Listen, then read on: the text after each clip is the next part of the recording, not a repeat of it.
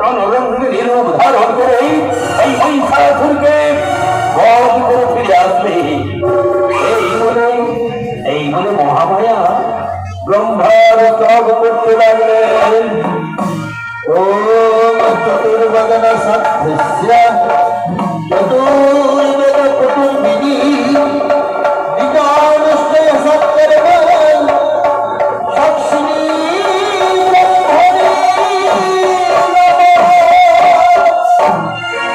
মহামায়া, এসেছি আমি ব্রহ্মলোকে তোমাকে রণক্ষেত্রে পাঠানোর জন্য।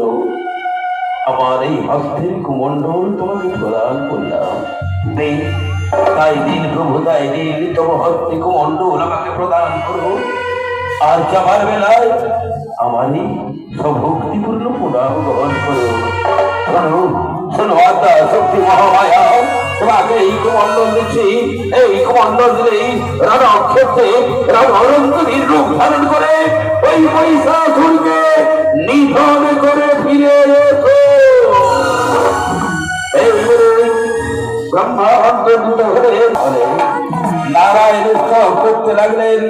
আত্মা শক্তি মহামায়া সত্যকারণ্য ভজন শয়ন পদ্মনাভ সুরিশা বিশ্বাধার মগন সদৃশা মেঘবর্ণ শুভ্রন্যগম্যং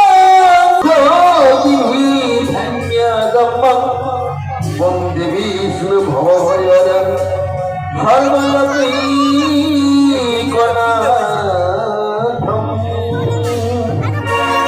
মহামায়া,